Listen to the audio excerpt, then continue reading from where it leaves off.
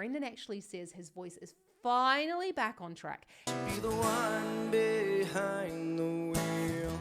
This is such a good song. It's driven me, baby. Cool as a cucumber, look at that. Let's take it to the chorus.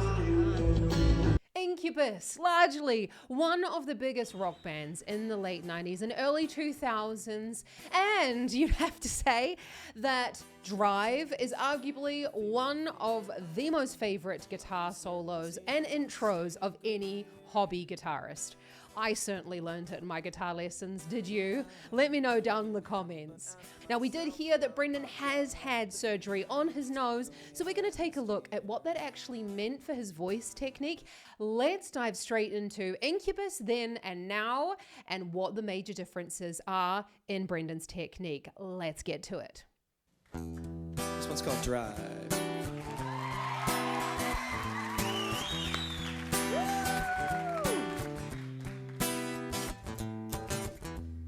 Surprisingly easy on the I guitar. feel the fear of uncertainty stinging clear, and I can't help but ask myself how much I'll let the fear take the wheel and steer.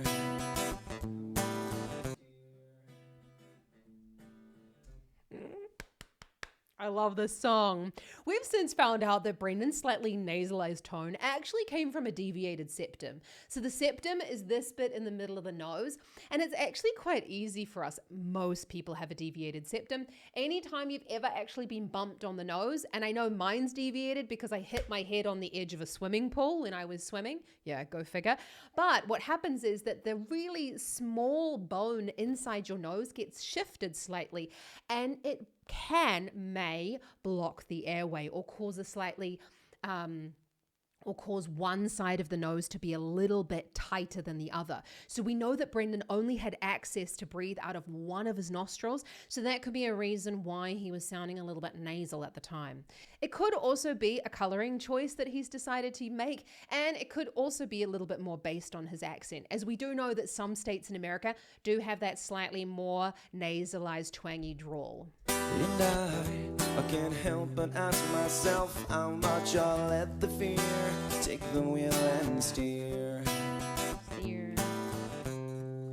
It's driven me before, and it seems to have a back haunting my subbill.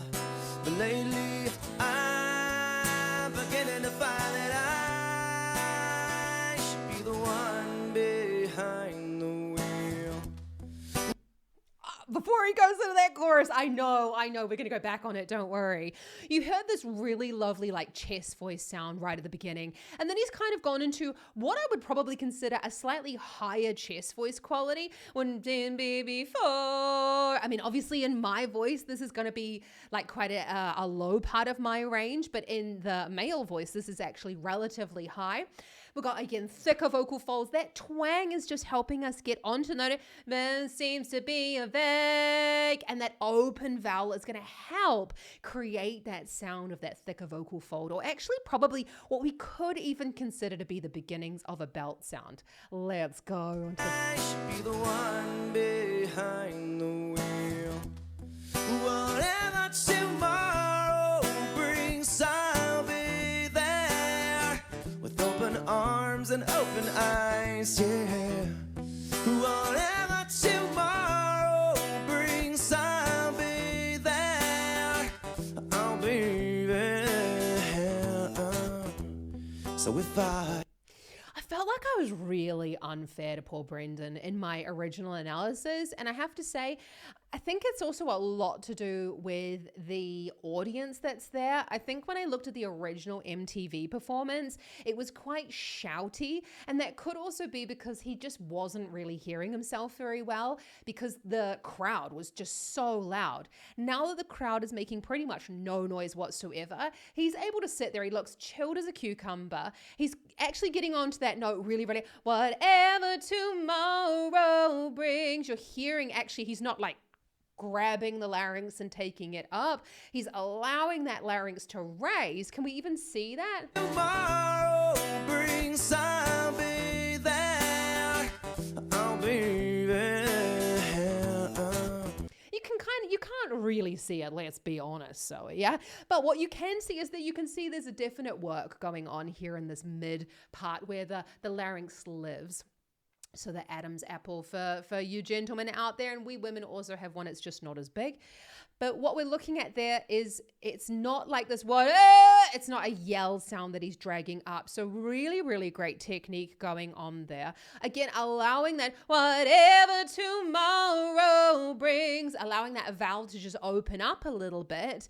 And at the same time, we're getting a little bit of narrowing going on, which is going to help him to get up there. So you may have heard somewhere say that that twang really helps us to get up and over the passaggio. It is a really great way. Twang is that sort of sound and the accent, that narrowing of the area above the vocal folds. Oh, this is such a good song. There, I'll be there. So if I decide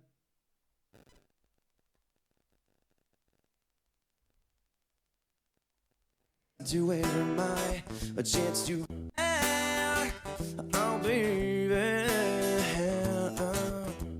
So if I decide to ever my a chance to be one of the hive,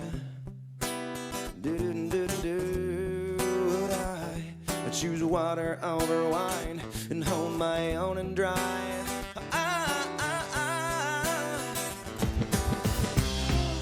It's driven me before, and it seems to be the way that everyone else. No, we have to stop there, otherwise I'm going to forget what happened in that other verse. Fuck. Okay.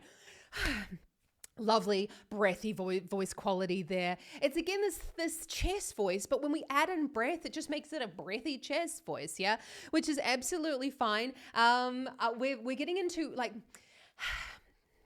Calm down, I'm gonna lose my train of thought. So what we do is we're building up the song a little bit there. You can see all of the other instruments are coming in. We're going from the acoustic guitar into, I mean, look, you're not blind. Let's just say that.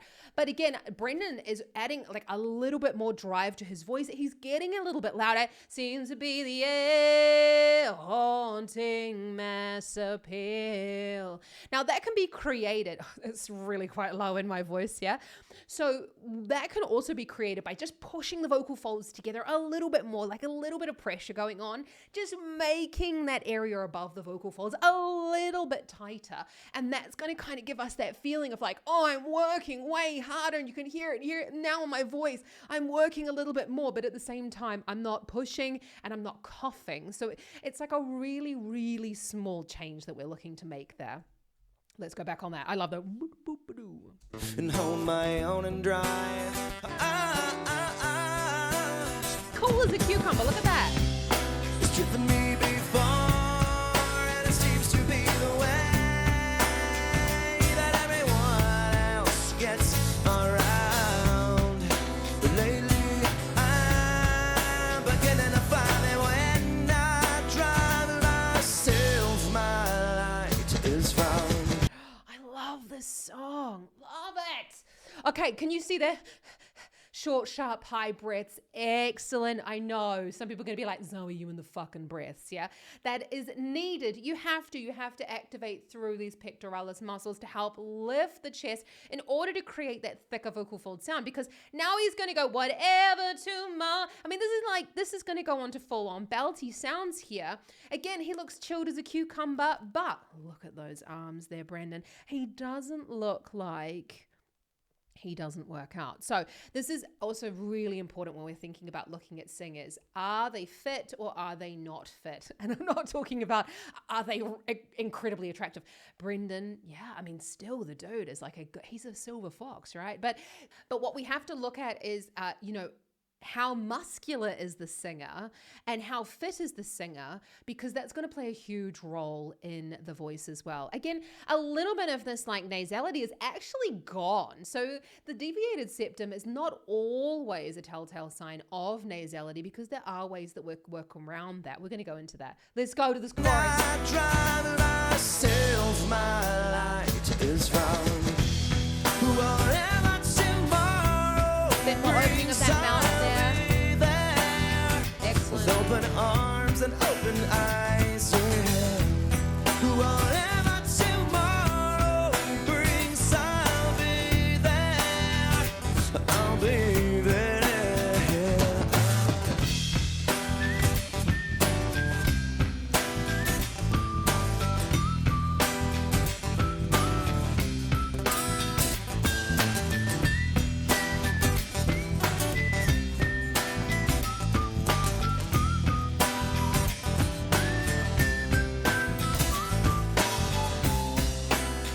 you choose water over wine?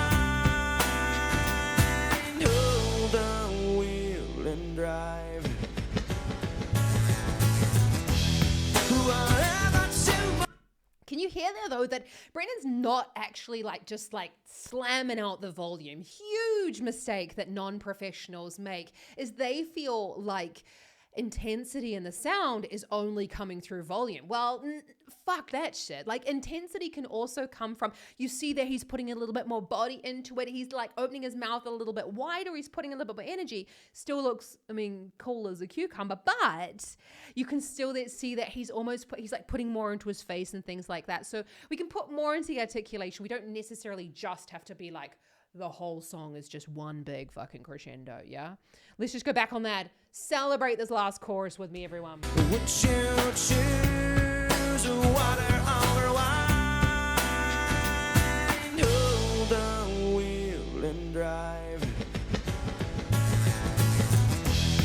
Whatever tomorrow brings, I'll be there with open arms and open eyes, yeah. Whatever tomorrow brings, I'll be there. I'll be there. Do-do-do-do-do-do-do. Love bomb down. Do-do-do-do-do. Do-do-do-do-do-do. Love bomb.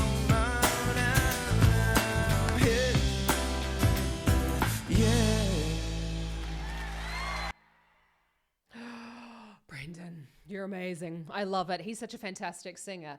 And I really honestly have to apologize profusely for the very one-sided review that I did back. I heard the video, I reacted to it, and I'm now retracting that. I'm not going to delete the video. It was a point in time, and I'm not going to delete the video, but you can check it out up here.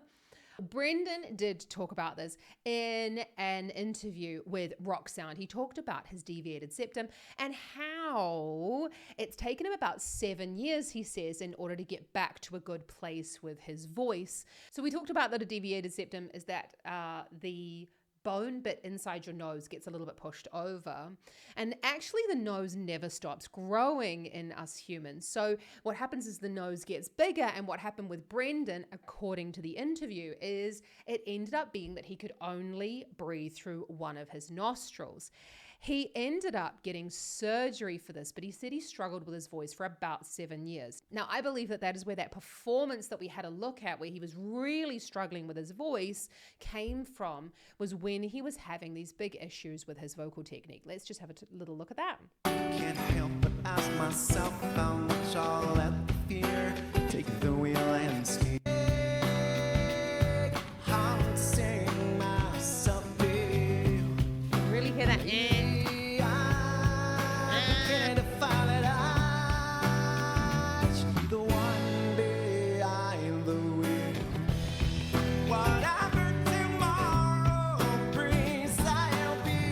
Okay, we won't do that. We'll give Brendan, the poor dude, because I can only imagine how terrible that feels. So what happens is when you are only able to breathe through one part of your nose and you don't have that full capacity, you start to also breathe a little bit less into the lungs, because we should, for life, breathe through our nose. And what can also happen is if we're not getting enough air through the nose, we start to automatically start breathing through the mouth. Now, as you can imagine, breathing through the mouth causes the vocal folds to dry out. And that drying out of the vocal folds means it's very hard for us to control. So as a singing coach and as a singing teacher, I actually hear in my students' voices when they're sounding a little bit dry, because it's just not as malleable. The vocal folds aren't vibrating as well, and it tends to be a little bit scratchy. And just in general, very slow and lethargic, because the vocal folds need moisture in order to move well. So what also happens with the deviated septum is it can also have a knock-on effect to the way in which we support the sound, you could say, through, I always use this as my soft palate, which is the door to the back of the nose. Now, if Brendan is experiencing troubles in general with his nose, with this feeling of pressure behind the nose, what happens is when you end up closing the soft palate, it actually gets really uncomfortable. If you've got a blocked nose, you feel acutely that buildup of pressure here in the front of your face. And again, your body just goes, nah, fuck this shit. And it just opens your soft palate for you. Now, you might think, oh, well, that's absolutely fine. But what happens is the soft palate is one of our main supporting mechanisms for our singing. So if we've got the vocal folds, they're vibrating here underneath, and we've got the soft palate on top. If it's in a mid position, say, the air has to come up through the vocal folds. It gets reflected off the soft palate and back down onto the vocal folds. And they get then sandwiched from the air coming from above and the air coming from below. Now, if we don't have that same air pressure coming from above, we've got too much air pressure coming from below the vocal folds, and it's causing, again, this instability in the sound. Now, that could also be whatever that difficulty that he was having there of getting onto that second note. We need the soft palate to do that. And that's also helped by the g and the k, whatever, with that glottal onset, he might just be having a bit of trouble. And as he said in his interview, it was causing huge instability with his voice. So let's take a look at his newest performance where Brendan actually says his voice is finally back on track. He says he's around 90%, and I'm really excited to see what he's been doing with his vocal technique. I couldn't find a better live recording than this one. So if you do have one, please let me know in the comments, and I'd love to update this video further.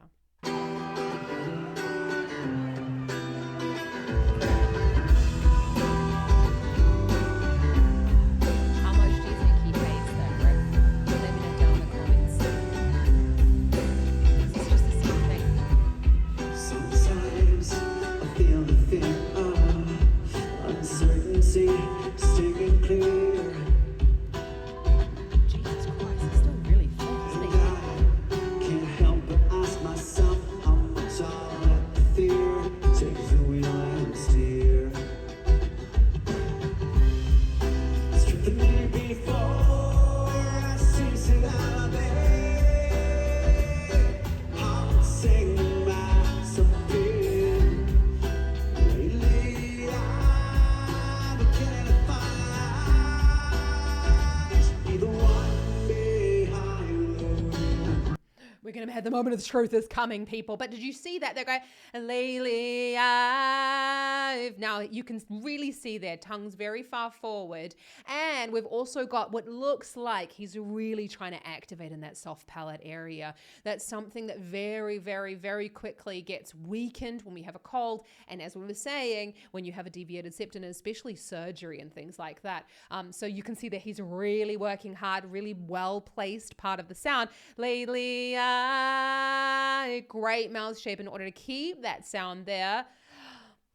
Tongue, nice far forward in the mouth. I know, you know I'm going to say it. Free lesson in the description below. Get it while it's hot, if you haven't already.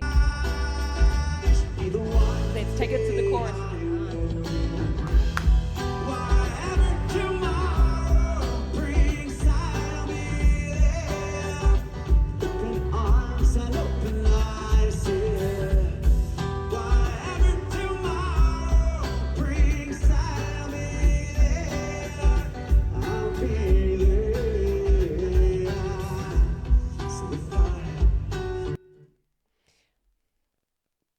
Pleasantly surprised. That's very, very cool though. You can really see he's working hard. You can see he's thinking the whole time. I have a feeling like something's not quite happening right with his inner ears. He's touching them the whole time. He's looking to the side of the stage.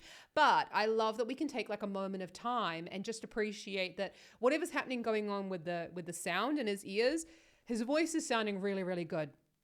Again, you can hear this, you can see this mouth that's going on. And if we just watch that on mute just quickly, and we're just going to watch that and I'll talk you through it. So we've got this. So what we've got here when we're going on, he's got lovely short, sharp, high breaths that he's going through in order to get that thicker vocal fold. We need that activation. You can see that the activation through the sides, you can see the muscles working there. And he's really, really getting that lovely, I think I accidentally went on. And he's really getting that lovely activation here through the ribs. Again, that mouth shape, getting that soft palate nice and high. I'll be there. So if I decide to wave my chance to be one of the high, would I choose water over wine and hold my own drive?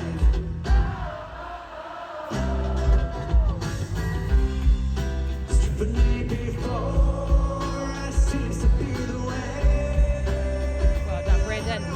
Look at this work going on here. Perfect. Wish all singers would sing topless.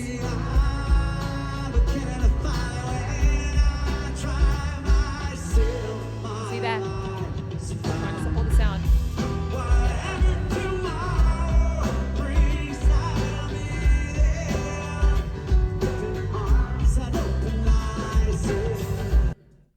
So you can see there as well. I mean, this is really perfect. You can't see any abdominal activation going on. Look, let's just admit it. The dude's gotten a lot older, and in 22 years, like, there's a huge amount that can go on. And I really feel for him that he feels like he's had like 7 years of singing terribly, but really, really good to hear that he feels like he's back on track with his voice.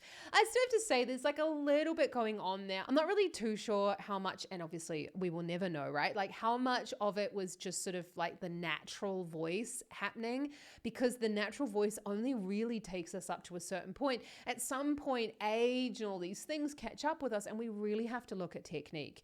Think about it like a footballer still has a trainer right until, till they retire. A gymnast, any sports person, they still have trainers. They still have people looking at what they're doing. And I don't really understand why in singing people go, oh, they had no lessons. Bravo. I mean, to me, that's just stupid. If you're wanting like a longevity, like if you want longevity to your voice, if you want to just like shortcut through all the crap, just get fucking one-to-one singing lessons. Like, it's so much easier.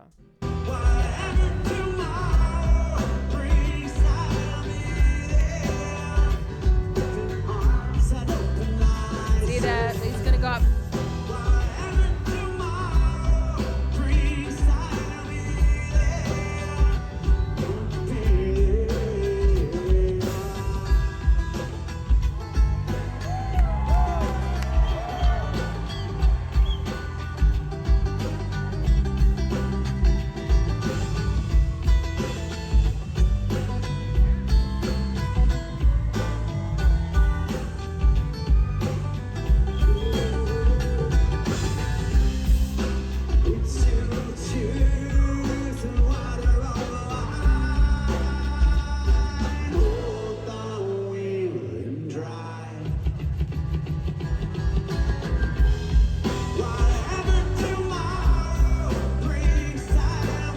Have to stop it there to say, and I really have to get like onto my online lessons now, but you can see that he's opening his eyes quite wide. Now you might be wondering why that is. This is actually one of the ways that we get students to lift their soft palate. So that feeling of that shock, the smile, he's kind of doing everything. And that's really telling me that he's trying to work, even if he hasn't had singing lessons on this stuff, which would really, really surprise me if he hasn't, because he sure as shit has enough money to do it. But I want you, like, that's a really great way to lift in that soft palate. So if you're sounding like, you feel like you're sounding a bit nasalized, if you feel like you're sounding a bit flat, if you're kind of really struggling with those high notes, you can see that he's lifting up. He's probably working a little bit too rounded in the shoulders. I would more say to him to like put the shoulders back and down, lift up to the top. He's sort of like doing a little bit with the microphone. I think that's a little bit of pulling back down so that we can engage through the lats there. But that if that is something that you're wanting to work on, then let me know down in the comments. And you can also check out the description for my brand new online course, and that goes into all about how you can sing with reduced strain in your voice to make stuff like this way easier. See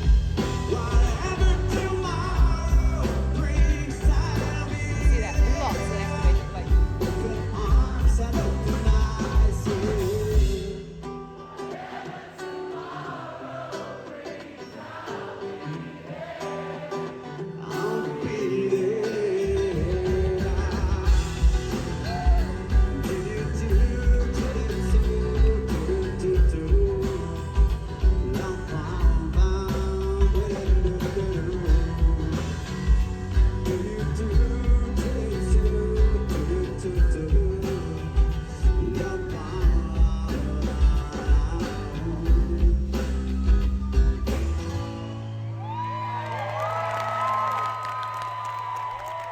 Oh, fantastic. I absolutely love that performance. And I'm so glad that I had another look at it to really see what he was up to. But I really want you to think a little bit about this idea of when you're thinking about vocal technique, it's not necessarily true if someone hasn't had any vocal lessons that they haven't been working on their vocal technique, because obviously if they're coming against something that they find difficult, they're trying to find reasons why and how to improve it.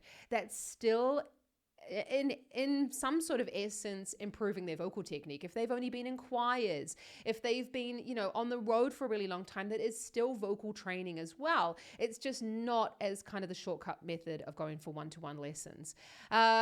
Fantastic work. I'm so glad to see that Brendan has found his voice again and he feels more comfortable with it. Again, that soft palate work, really, really important. Check out my exercise up here if you feel like your voice is a little bit nasalized, and let me know down in the comments what your favorite song from Incubus is, because we're going to have another look at Then and Now. I would love to. Have an awesome rest of your day and happy singing. Check out my original analysis over here, and I'll see you back here next time. Ka kite anō.